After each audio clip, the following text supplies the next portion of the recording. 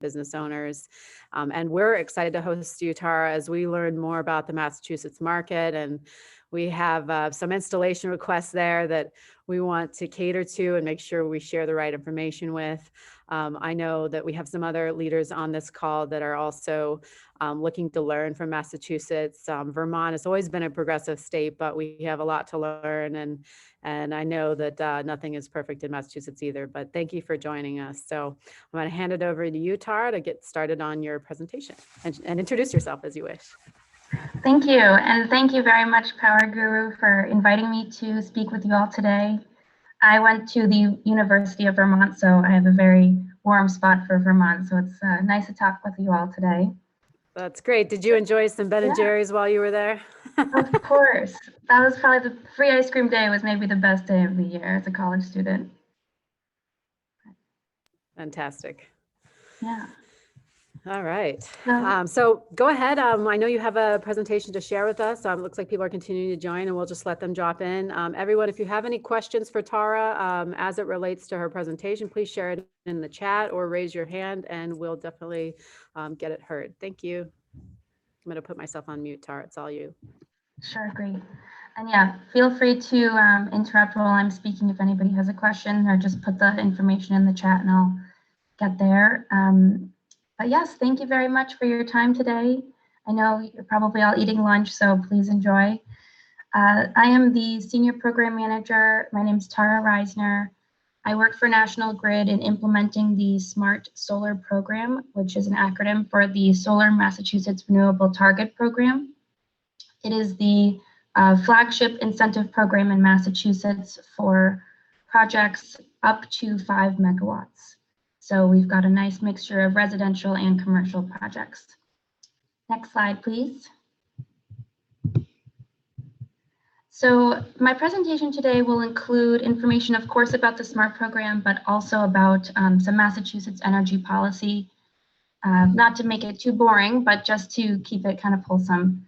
So I want to first, also I forgot to mention that with permission from my Eversource counterpart, his name is Chris Chan, this presentation was recently presented at the Mass Save Energy Efficiency Open House.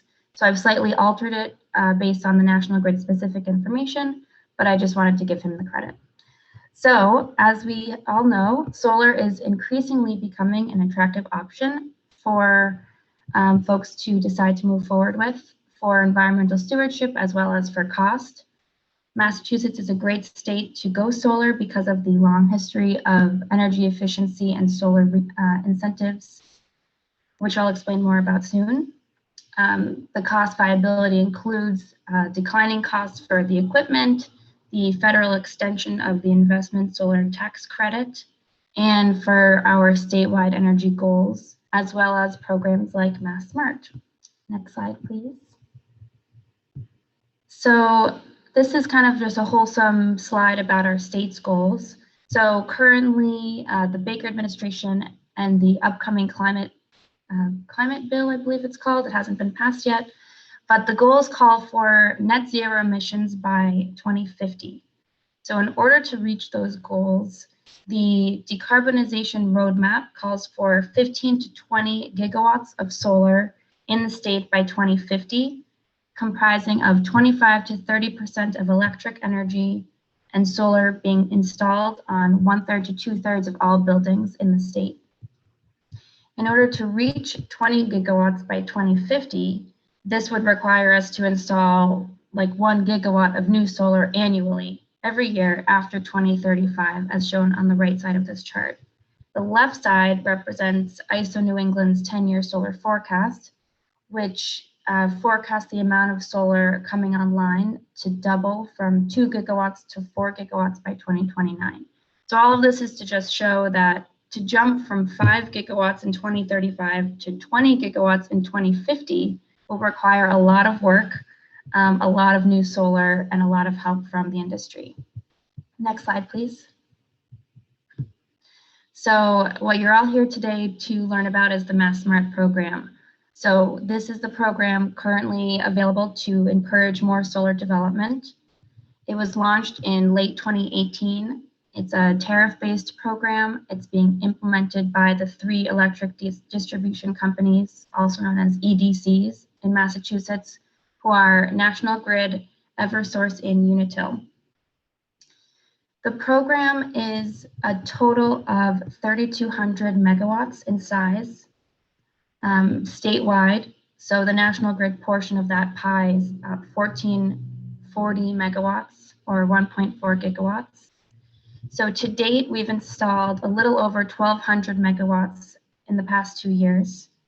And the way the program works is that every month a payment gets issued by the EDCs to the participating SMART projects. And the monthly incentives will run for either 10 or 20 years, depending on the system details. So these SMART payments are calculated by taking an incentive rate and multiplying it by the total generation of that site for the month previous. So no matter how much would be used on site, the customer would still receive a payment on the full generation amount. And that's due to the installation of 2 separate meters.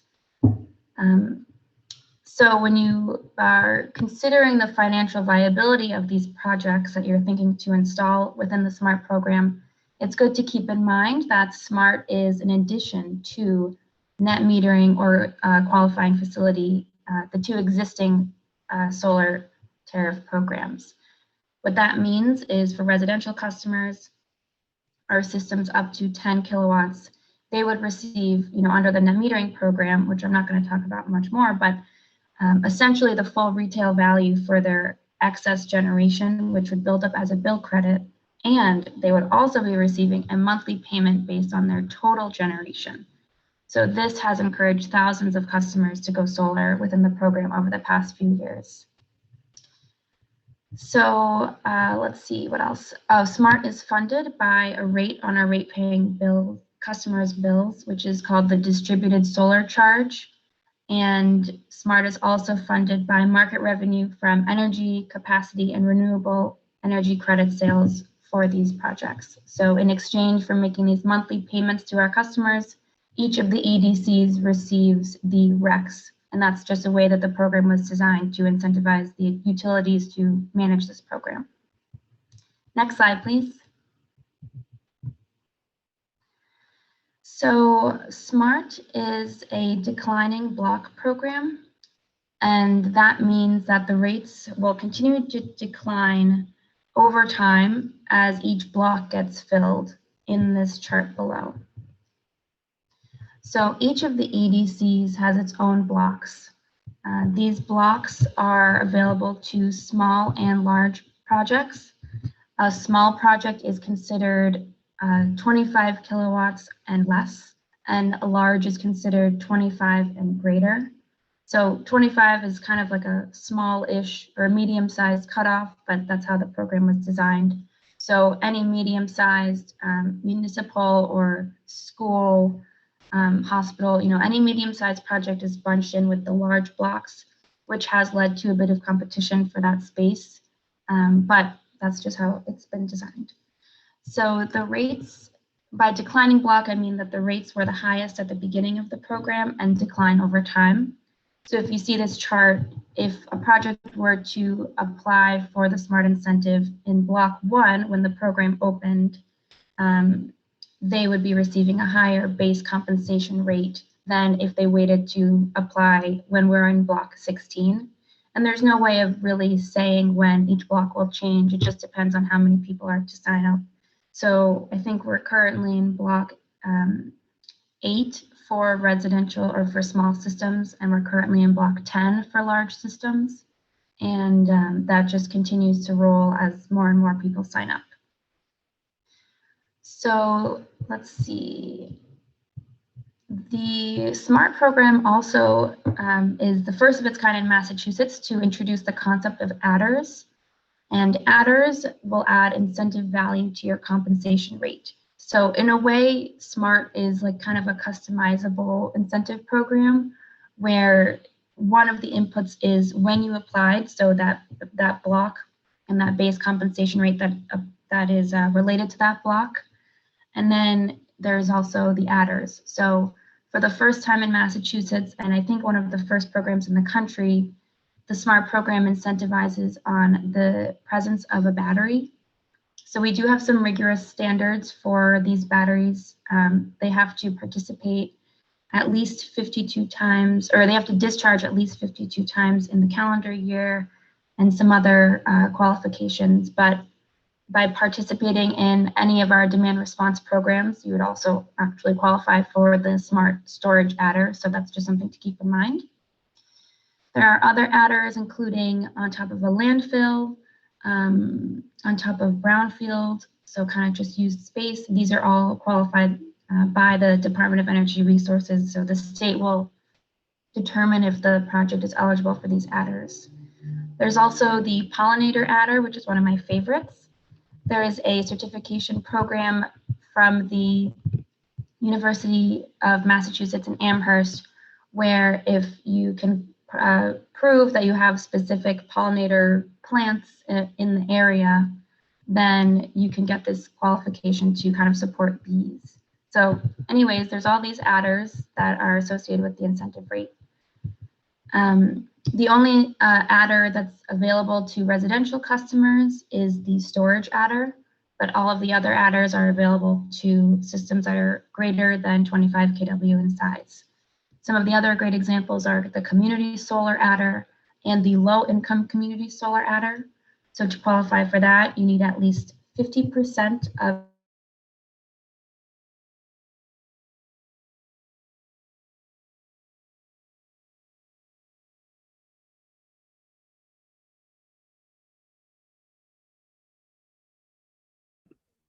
Tara, are you there? Tara?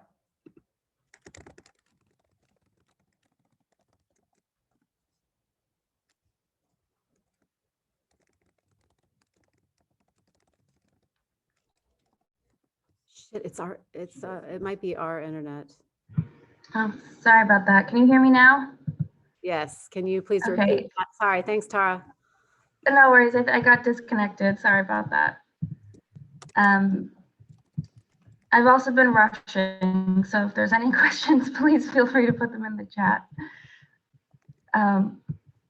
Let's see. I will just continue on these adders.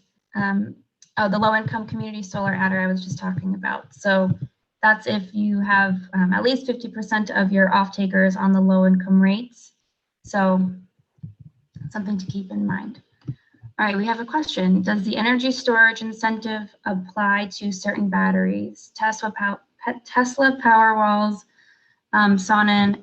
So there is no list of approved storage manufacturers, but the battery has to meet a certain list of requirements of technical specs. So, but we do have a ton of Tesla Powerwalls. We have Generac. We have a lot more that kind of seem to come in every day. So it's been great to see. Let's see, a size requirement. There's no size requirement for the battery. It just has to be sized, you know, somewhat to your solar. But I suppose if you were willing to invest money in more storage than you needed, that would just be a decision that you have to make for that site. Who gets the RECs? So in exchange for administering the program, the RECs are assigned to the electric distribution companies. So if you wanted to participate in SMART, you would not be eligible to keep the RECs, but instead you'd be receiving these monthly payments. So you would be compensated, of course, through these monthly payments. If you wanted to keep the RECs, then you could just be a non-SMART solar site, and then you just wouldn't receive the SMART monthly payments. All right, I will continue on and we'll get to more questions soon. So the last part on this incentive rate, I just wanted to quickly talk about a little bit here, and then we'll talk about on the next slide, is the value of energy. The value of energy, or I'll get to that on the next slide, if you wouldn't mind. Next slide, please. So I imagine that we'll stay here for a little while. It's also, this is the SMART incentive rate math, which is just a testament to our famous or infamous Boston accent. So as I was mentioning earlier, the smart incentive rates are customizable, meaning that you can decide to pursue one of these adders. There's also the block, which you can't really choose. Obviously, it's just depending on where the program is. And another thing you can't choose is the value of energy. But every project has a different rate, which is why it can become quite confusing to calculate the rate on the spot. And it's something that myself and my counterparts at the utilities and folks that work on this program every day, we get stumped by this all the time. So this example is just to really make it clear on how this all works. So this example is a, oh, someone was saying something? Sorry, Tara, I was just looking at Representative Mike Yantaka had a question about the adder. And then also, I think you've answered the others so far, but just to keep an eye on the question. Thank you. Sorry about that, Representative Mike. There is no maximum adder that you can be applying to these systems. So you can really just kind of build them up like a sandwich if you'd like. So a lot of projects will have storage, they'll have community solar, maybe they'll have building mounted, there's all these different adders, and you can just continue to build them as much as your system is designed to take and is applied through the state. Great. Hope that helps. Let's see, it's like another one just came on. Yes, Glenn, we'll have Tara, if it's possible to share your deck with all attendees, that would be great. Absolutely. Feel free to post it. We'll have Nat send that out after the event, if that's all right. Absolutely. Thank you. I have a question. Are you seeing the receiver of the RECs mostly come from commercial businesses or residential, or what are you seeing as far as like who's really taking advantage of this program and this model?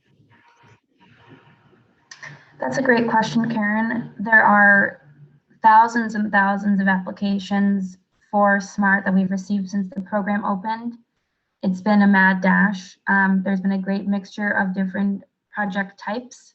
I'd say that our number one kind of category of projects in volume would be the residential market, because our customers can pair net metering with their SMART incentive.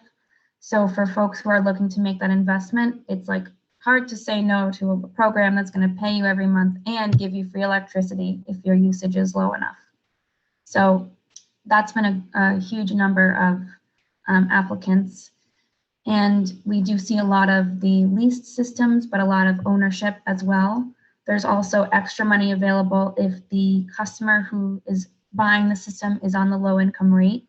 So we have seen an uptick in low income purchased solar systems since the previous program. So Tara, would developers like here in Vermont, South Shire's housing, we just did solar on one of their subsidized housing developments. Do developers take advantage of this, or would it be the residents themselves? And can renters take advantage of this, or only owners? The majority of applicants who go solar, through the SMART program will, so I should start over. Each system can have a different customer of record, so a different person who lives there. They can also have a different customer system owner, and there's also a payee. So the person who lives at the house does not technically have to own the system or receive the payments. So if we're thinking about a leased system, a customer would live there and receive the bill credits through net metering, but the developer who owns that system will also receive those monthly payments.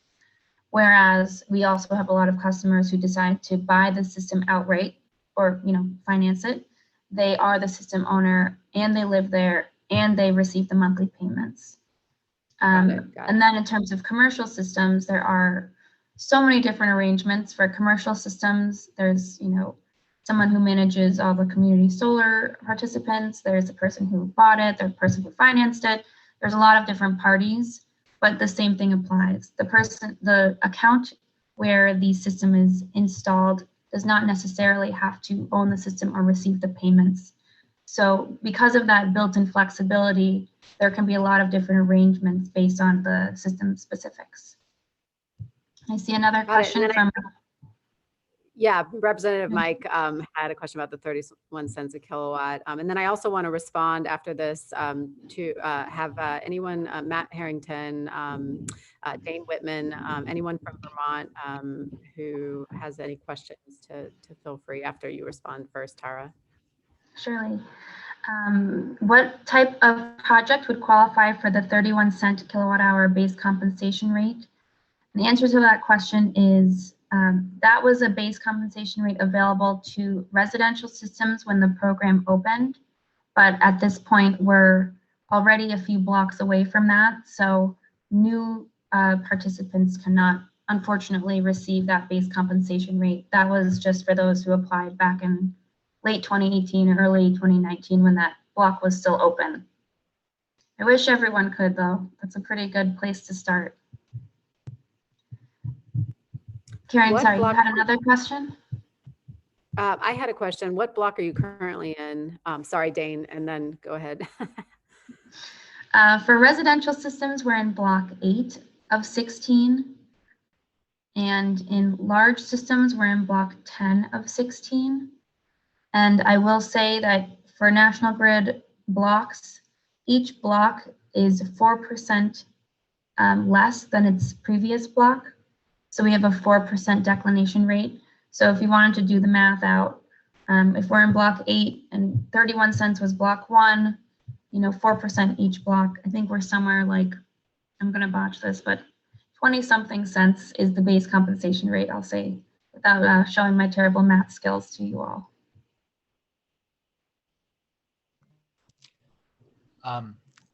Thank you, Tara, for presenting this great program. I have some questions about how you determine the size of the blocks. I imagine that it's pretty tied to the decarbonization goals that you discussed. And I guess kind of bouncing over to Representative Yantachka as well. I'm not sure if you're familiar with the work that we're doing in Vermont right now around our kind of climate council, but are we sort of on track to know what kind of scale a project like this would need to be within Vermont?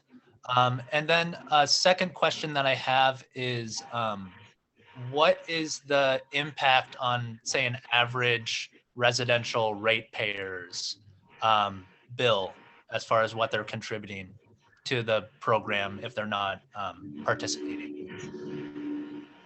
Those are great questions, Representative Dane Whitman, and thanks for joining and for asking. So let's think about your first question. In terms of reaching these goals, I think we have a long way to go. I think that the SMART program is a great tool to encourage our customers to go solar, but as the program continues to decline, we'll have to see, how that interacts with the decreasing costs of solar, and if customers are incentivized enough to continue to move forward with installing if they're not making as much per month. So I'd say that programs like net metering has completely, exploded solar in Massachusetts since it came around. Just having that, retail rate for the bill credits to build up. I don't know enough about what you guys are doing in Vermont to speak to your programs, but at least for us, you can't go anywhere without seeing solar panels on people's rooftops and in giant fields everywhere. I forgot the other part of your first question, but in terms of the distributed solar charge, so you made a good point. That charge is applied to all of our customers, not necessarily just those who are participating. So it is a few dollars, obviously it's dependent on the customer's usage. It's not nothing. And all of the money that goes into that rate goes into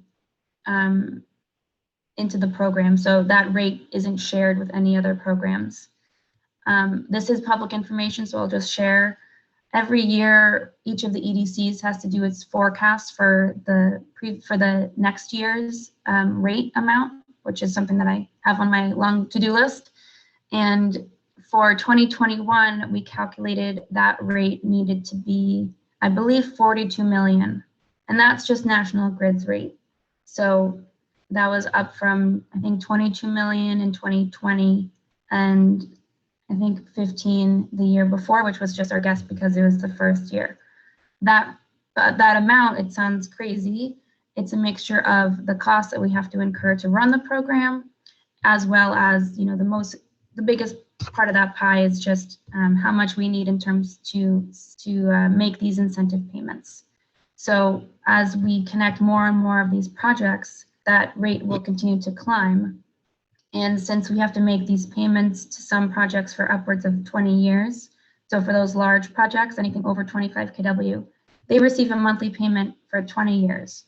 So this distributed solar charge will continue to grow on our customers' bills for the foreseeable future until the program is totally closed.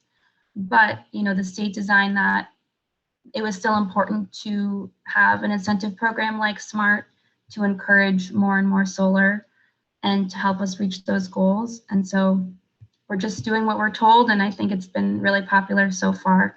So we'll really have to wait and see how the landscape changes when the SMART program declines and gets filled.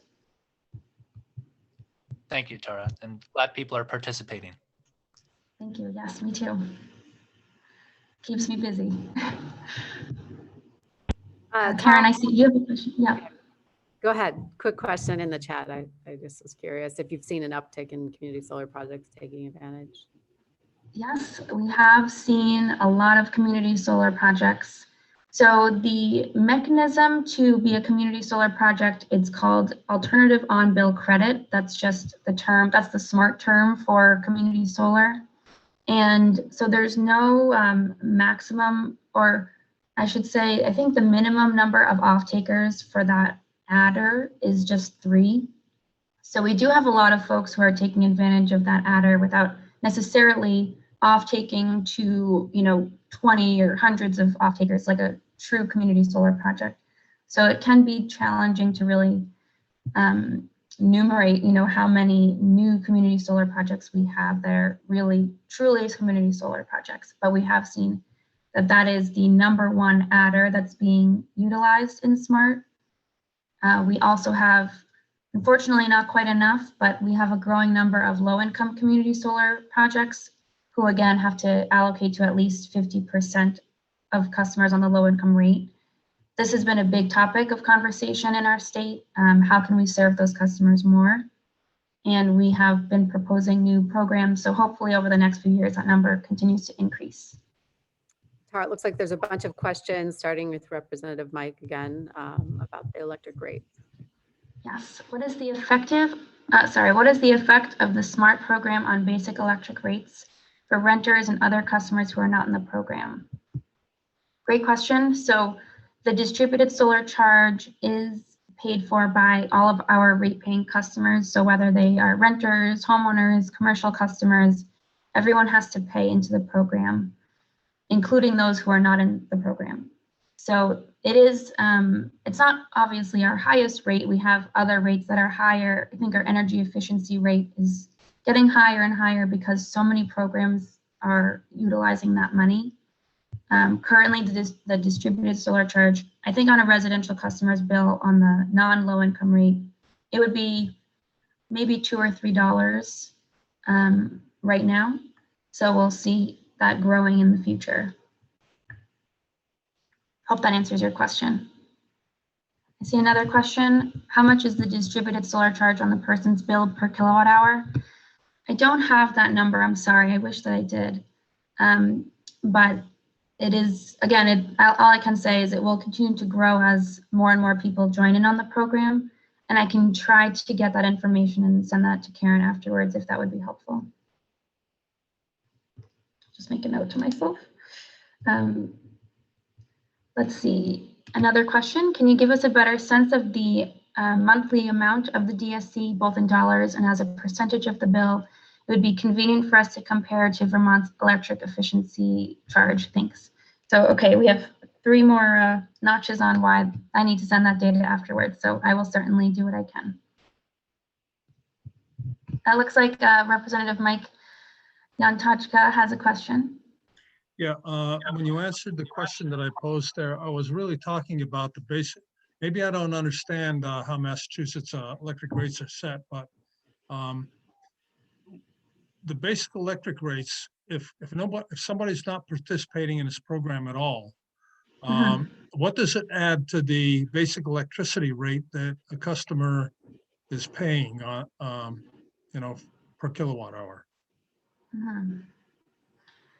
So this smart program is Besides not. the DSC. I'm sorry, what was that?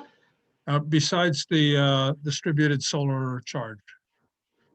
Okay, thank you for that, and thanks for your question. The SMART program is not included in the basic service rates. So all of the money that's required to run this program is just out of the DSC. So the only effect I can probably think of that would affect basic service rate is just how many more people have solar panels and how that would be affecting our basic service rate. And I don't really have enough on that topic to speak coherently about it, but I would just assume that any changes would be, what types of changes occur when more and more solar is kind of offset during the day and more customers are utilizing their solar panels. Tara, I have a quick question. Because of COVID and relocation outside of New York City to the greater Northeast, anywhere surrounding where it might be more feasible for remote workers, have you all seen, much more of an increase in people applying for this program because their utility bills are higher as they're working from home? That's an interesting question, and I would love to know the answer to that. I have done some research just to see how COVID affects our rates of customers signing up for SMART. And it certainly has not tapered off, I'll say that. We were kind of worried that this would really affect the ability for customers to go solar based on just so much financial hardship. I think I read somewhere the other day that Massachusetts had one of the states with the highest percentage of people leaving the state for COVID and leaving the city. So I'm sure that you probably inherited a lot of our Bostonians over the past few months, but thankfully we have not seen a significant drop or rise. It's just kind of been a steady growth, which could be contributed by COVID. It could also be contributed by these incentive rates getting smaller. But as the cost of installing solar has been changing so much and going lower for customers, we'll see how that goes. But it has been kind of steady, if that helps. Good question. Okay, great. Brenda Jones, if you're able to participate, I'd love to get your feedback on the real estate market in Vermont. Have you seen many Massachusetts people coming into Vermont as second homeowners or literally just up and moving here due to COVID or? Yeah, we've seen a great influx of buyers coming into this market. And we're expecting that in the next year, we're probably going to be an additional 20 to 25% over where we were last year, which was actually a record year. I'm just curious, Brenda, of the homes that you see on the market and with solar, what is that percentage? Are you seeing more homeowners ask for, smart homes so that they can be saving on their utilities or? Yeah, and everyone that I'm seeing that's moving in is very, very energy responsible. And we're seeing a lot of things happen, in this market. I just closed on a house on Monday, which was actually the estate of Power Guru's founder, Bhimanita. And that house, it's my first experience that I had with the community, a community project with net metering, with transferring those rights at the closing. And it was absolutely fabulous. I mean, the power bills that I had, this is domestic electric, heating the house as well as the car, and it was about $50 a month. So that was Wow, just, that's unbelievable. it was fabulous. Yeah. I would say that being part of a community system, rather than having leased solar on your house, is a better option. I've been involved in a couple of them, one where it was leased and the buyers just assumed the lease payments. The second one, the buyer would not assume the lease payment and says, here I am, I'm buying the house, but you need to pay off the rest of those solar panels. So that's not really a great option when we look at buyers for real estate. They're not real excited about leasing Right. the system. We've had that question as well from new homeowners asking us, okay, well, we see that they paid Power Guru something for this system, but we need to make sure in order to get our new mortgage that this is paid off in full. So I believe, right, with the SMART program, Tara, that this is for owned systems only, or is it also for leased systems? Yeah, it's also for leased systems. So the only way that we would know that is just seeing, who the project wanted to pay. But there's no reason why, we would pay one or the other. It's totally up to the system owner to decide.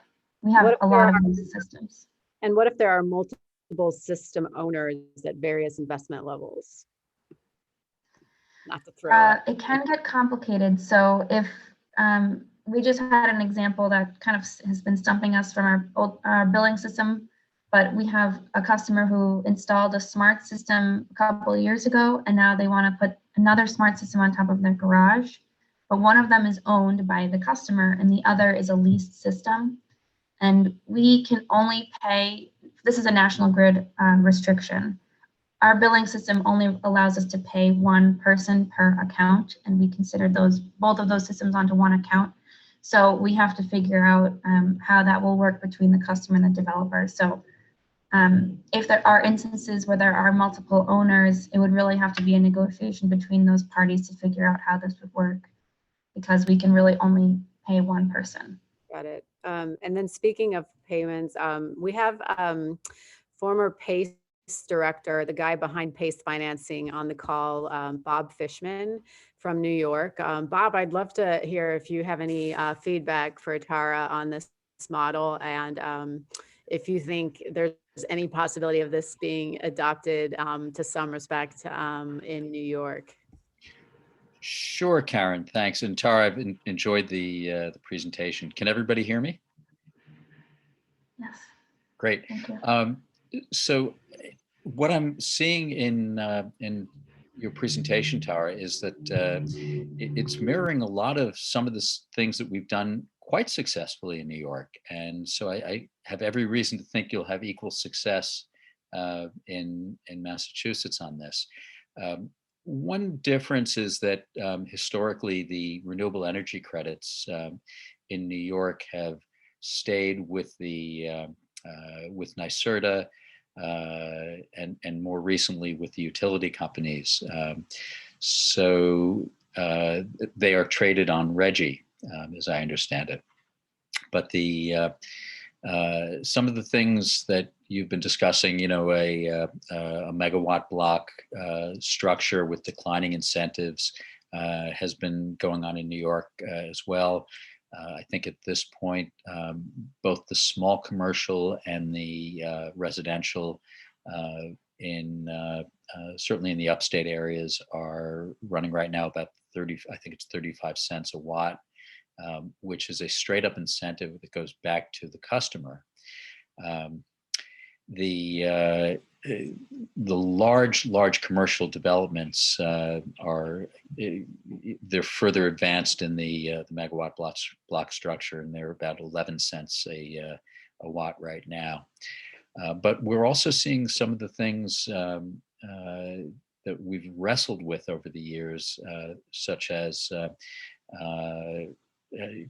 the availability of incentive adders for, say, community benefits or for environmental benefits and other social benefits that get added into a behemoth of a calculator in New York that's called VEDR, the Value of Distributed Energy Resources. and it's a complex piece of software, but the bottom line is it helps it helps usually the commercial property owners get very favorable payments for putting power back into the grid through these incentive programs. So I expect that you'll see great success going forward in the Massachusetts program, if only because we've seen wonderful success in New York for the last few years. Great, thanks, Bob. Thank you. Yeah, I will just say that National Grid also is in New York, so I have my colleagues who work on the VETR program and the New York program, so I appreciate your words, and it's good to hear that everything's been successful from that perspective. And it is interesting to see how more and more states are kind of taking the same type of model, and I'm very interested to see what will happen in the future. Representative Dane, go ahead. Thank you, Karen. I maybe want to reframe a question that was posed earlier. With all of our climate goals and with all of our environmental goals in the state of Vermont, equity is kind of at the top of mind. And I know that you mentioned with the SMART program that you saw more uptake from low-income households. I think you might have mentioned that there's a different rate for low-income households. Could you just speak a little bit to how the SMART program takes equity into consideration? Yes. And then I also remembered your first question from earlier, so I'll get back to that also. So for low-income customers, and this kind of draws me back to the slide slightly, the base compensation rate so our low-income customers are on the R2 rate. So customers on the R2 rate for residential, their base compensation rates are a few cents higher, so that's number one. Number two, the value of energy that you see at the bottom of that equation, that's also slightly lower. So the customer will end up with a slightly larger incentive rate than an R1 customer or commercial customers, depending on the size, of course. But that's kind of how the incentive rates are structured for the low-income customers. Also in this example here is the low-income property adder. In this example, this house is to represent a low-income housing facility. So that's an adder available to those buildings who assign the energy to low-income residents. So with the low-income property adder, the low-income customer, increased rate, and the low-income community solar adder, which is higher than the community solar adder, those are some steps that have been taken. National Grid did just file in our revised tariff, which we're still waiting to be approved, a proposal for a new program where essentially National Grid would be, so to speak, the middleman to help find low-income customers to pair with community solar projects to take that burden off of developers to increase equity to get renewable energy to low-income customers in ways that they're currently kind of left out of the market. So I would love to talk about that whole program in like another session, maybe someday in the future, because if it does get passed, that would be a great help to reaching our National Grid goals and our statewide emphasis on serving these customers more. But it's not finalized yet, so I can't really say much more than that. And your other question, just to say how the blocks are sized, that was also part of the program design. So for National Grid, each block is 90 megawatts. So 72 megawatts are for each large block and 18 megawatts are for each small block. And actually, if you wouldn't mind going to the next slide, I think it might be there. Or maybe, nope, I lied, but we'll keep it here for whenever we get back to the presentation. I know we have 15 minutes left. Karen, did you have a question? No, I just wanted to, I didn't know if you saw Glenn's question or if you have a slide that shows like system requirements. I know the SMART program is very thorough in outlining the requirements of each system. So Thank you. I hadn't seen that yet. So I don't have a slide about the metering requirements here, but I can also send that to Karen if you'd like to distribute that to the participants later. We have a, I think, 25-page document, and each page is a different metering configuration for each system type. So again, there's nothing easy about this program. Everything's a little bit complicated, but I will say that the SMART program introduces a new metering concept. So, I mean, it's not that crazy, but it's new for us. So we have one of them, which is the net meter, which calculates the bill. So of course, if they over generate, then they have extra credit. If they don't generate, then their billed amount is lesser than what it would have been without solar. And then we have a separate meter, which we call the generation meter. And this is a SMART specific introduction. And this meter is just downstream of the inverter, and its sole purpose is to capture the total generation on site. So that means that no matter how much energy is used on site, every month we will pay based on the total that gets generated. So that's the previous description in the picture was just to show that we paid on the total that was generated. And that's one of the great things about the SMART program.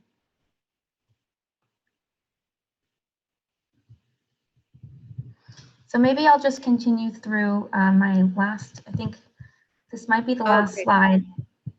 Oh, Sorry, just to clarify Glenn's question, it was more in response to input for a Vermont version of the SMART program. So Glenn, if you can clarify who would provide those system requirements, would that come from Green Mountain Power? I'm not sure who you're asking that. You asked all Vermonters for input, what you would like to see in response to a SMART program for Vermont. And my input is that currently residential systems have no requirements for code compliance or anything. And I think that's a big mistake, and something should be incorporated into a program were it to be developed for Vermont. Right, absolutely. Like as both Massachusetts and New York have. Right. Got it. Yeah. Why is that? Maybe one of our representatives can speak to that. Why don't we have a state compliance policy for our system requirements to meet code? I would ask Glenn, are you talking about requirements for installation on buildings or out in the landscape, or what? Across the board, if you get money back from the state or from any program, installers should be held accountable to meet the current codes in safety and electrical practices, and they currently aren't. Hey Karen, this is Thomas Hand. Glenn, I don't think that's accurate. I develop projects and we are required to meet National Electric Code. What we do not have in Vermont is inspections, which mirrors. So there's no confirmation of compliance. Correct, which is the same for residential buildings. So like if a home builder builds a new house for somebody or does electrical work, plumbing work, any sort of work in a residential structure, there's no inspections in Vermont. And so my understanding is that when solar started coming to existence, at least for residential, it was set up to mirror the existing code requirements in Vermont, which is National Electric Code 2017 currently, but there is no inspection that goes along with that. So it's not that we don't have to follow code, it's that there's no inspection and enforcement at the residential level. This is true, and I believe that should be changed. However, and as a matter of fact, a lot of cities do have their own inspection requirements, like Burlington does. But that is a topic that I think is under discussion in the legislature, both for building energy standards and the ability or the requirement to actually do inspections. And we do, to be clear, for commercial buildings with PV on them, we do have inspection. Yes, for publicly accessible buildings that have solar on them, there are requirements and inspections. However, I don't know that that's the majority of what is being installed in the state. And this comes to representatives because we field quite a few calls from for us to come and service equipment that was not installed by Power Guru and does not meet code and is really faulty installation or just quite a few errors. So homeowners, weren't aware of when it was installed. So I think that's, a problem that seems, me having moved to Vermont last year from New York, it just feels on the install level like the wild, wild west. And depending on who's involved in the project, that's really all that is your accountability to. So I have not heard of this problem to date. And I think if it is extensive, there is a problem. We would like to hear about it in the legislature. So I invite anyone to contact me and tell us what's really going on in that regard. Yeah, I had heard a couple years ago there was legislation being proposed, and they were calling it the Handyman Joe bill, because any Handyman Joe could install solar on residents in Vermont. And it was my understanding that it got bogged down in what certification might be required for a solar installer. Is it a NABCEP certification? And then some installers who've been doing it for 40 years said, look, I know more than NABCEP know, I've forgotten more about solar than NABCEP ever knows. And so they kind of pushed back a little bit. And I think it got bogged down on that. I'll just speak to that a bit, that workforce development groups in Bennington are also speaking to an interest in kind of creating some certification for carpenters, which currently doesn't exist right now. And I think there might have actually been a bill introduced, Mike, I don't know, I think it was Representative Campbell introduced it earlier this year. But I wanted to ask Tara, as far as the administrative costs of the program in Massachusetts, does any of that include following up, inspecting solar projects that are installed? Great question, Representative. We do have, well, of course, each city has its own inspectors who will uphold our national grid code requirements. And we also have our metering team who goes out to the field to make sure everything is, looks like it's in compliance before we set our meters. So that's for any project of any size. So we have a few different stopgaps to make sure that I think our blue book is what we call it, our code requirements are followed. We do not make site visits to residential systems. I believe for large systems, we do a witness test, but we don't cover those costs in the distributed solar charge. The administrative costs associated with SMART are mostly for people like me and other application related interconnection type folks who are in the office. And it accounts for a very small percentage of the greater cost of the program.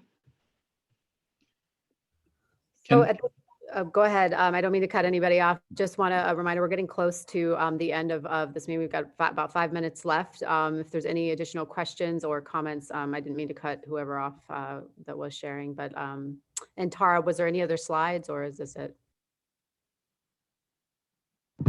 Sorry, this was the last slide just to show when it comes to reaching these goals, if you actually wouldn't mind going back, thank you.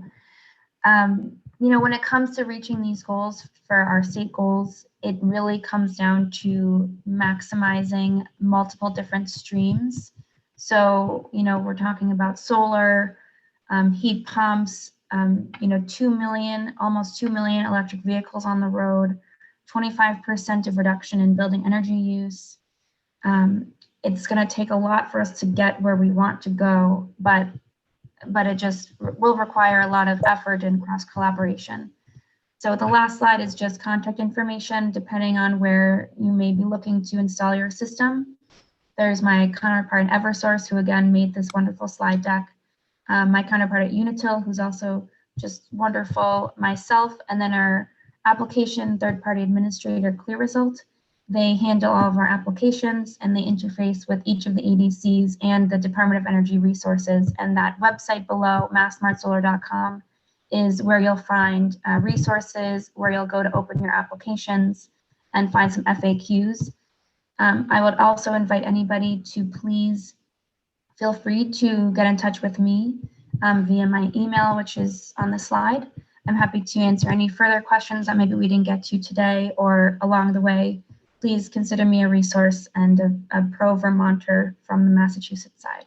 Thanks, Tara. We see one more question from Eric in the chat and one from Dane, a comment about some policy here in Vermont. And then also I had a question, we're finding as we, enter our proposal stages with several projects in Massachusetts that it's difficult to reach electricians as they're already so busy with their client base. Does National Grid or any of these other people in this contact screen have referral electrical contractors they would recommend, or how do you go about people that are or other installers that are looking for electricians? Interesting. I have to play the neutral card. I'm not really supposed to promote anyone specifically, and even promoting this program since there are certain just rules for me, but we always recommend that folks go to energysage.com. I know that's a good place for residential customers or commercial customers to find developers. I'm not sure if you can also use it to find electricians, but we also have the same problem, and especially when it comes to inspectors, we always struggle the same ways that I think everyone does. So I wish I had the magic key to fixing it, but I think we're all in the same boat. And then I think there was a question from Eric. Thank you. Let's see, just about non-solar. Yeah. Let's see, parts of the legislature about non-solar adopters subsidizing net metering participant, but very little acknowledgement of the benefits that solar adopters are providing to our environmental goals and grid stabilities. What is the nature of the cross-subsidization discussion in Massachusetts? Thanks, Eric. That's a really good question. I think non-solar participants have always struggled with being billed on these programs that they're not taking advantage of, especially when it's hard to tie their neighbor's new solar system with the air quality.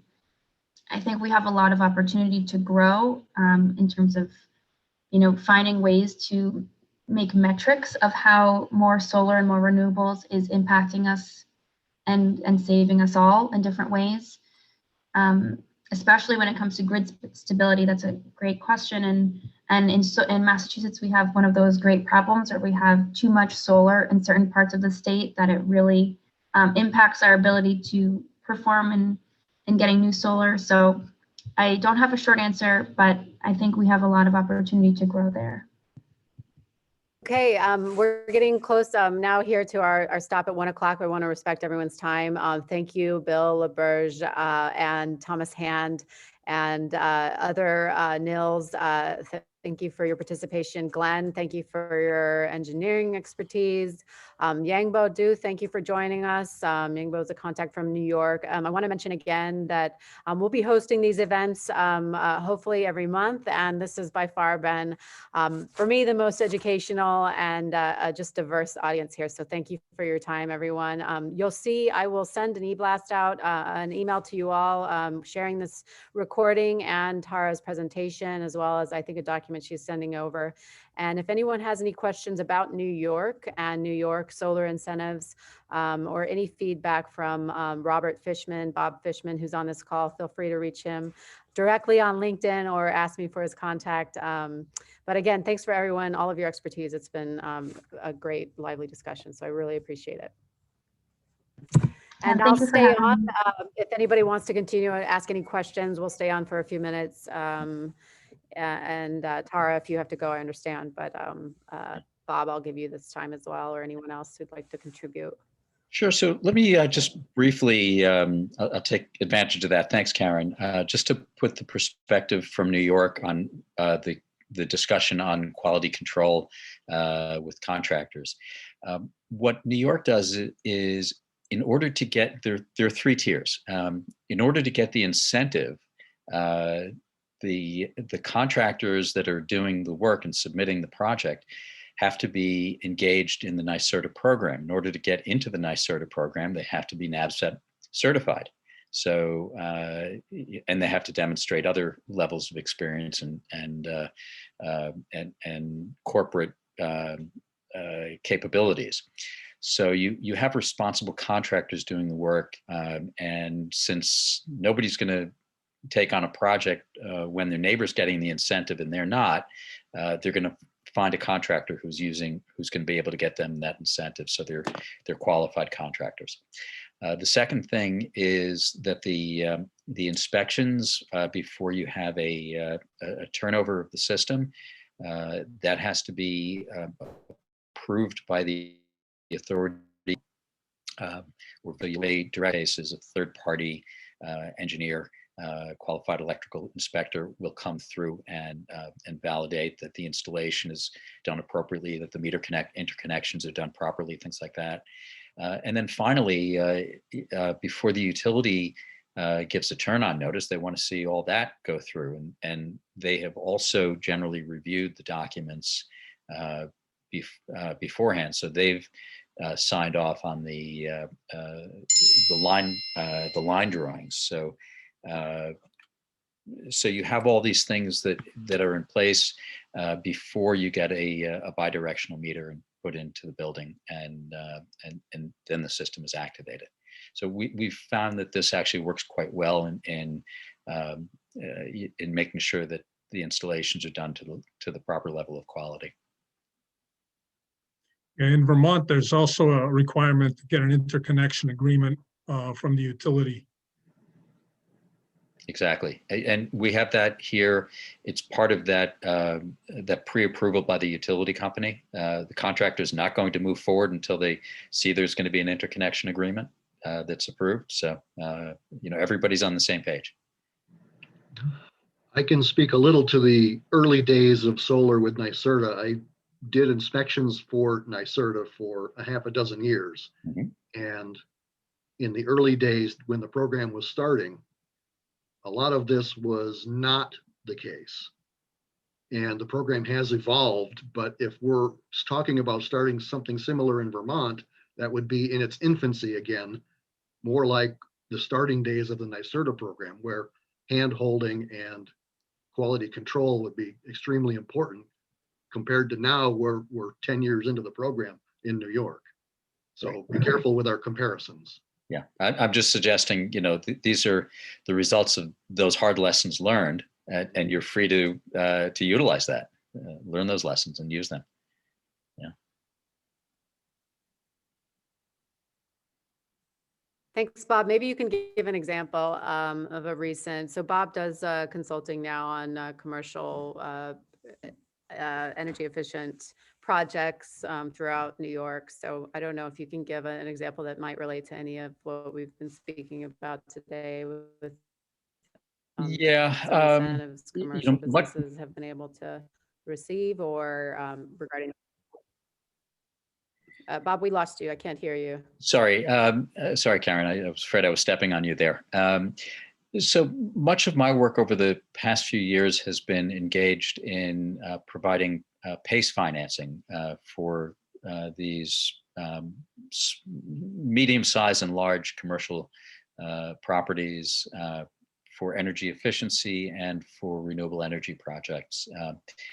And I guess what I would just add to that is that that when you're doing these kinds of financing, you're setting up the financing, those that are providing the money, the investors, want to know that that there's accurate returns. So that actually offers an additional level of quality assurance, because the investors want to see all this documentation in place, so they know their money's being put to good use. and that they're frankly at a de minimis level of risk. So by PACE program, you're talking about property assessed clean energy. That's correct. Yes, So we have that in New York for commercially owned buildings, not for individual homes. We're staying away from the 1 to 4 family home market for the time being, although there have been discussions that might move forward in the near future. The hurdle on that has been at the federal level. It's the oversight of Fannie and Freddie that comes into play because they're reluctant when there aren't good structures in place to provide that, to put themselves in a secondary position. And since they're looking at it at a federal level nationwide, and not all states have the same kind of strictures that we have here in New York, they have their reluctance. So 3 states are doing residential PACE at this point in time. California, Florida, and I believe it's Missouri that is the third. And I think Vermont passed PACE legislation several years ago. Yes. I don't know how extensively it's being used, though. Yeah, I think there are about close to 40 states now that have PACE legislation. If you want to find out the landscape on PACE right now, I'm happy to talk further with you on it. But a good resource is pacenation.us. And if you go there, you'll see where there are active PACE programs. Most of them, as I say, are commercial, and they've been very, very successful.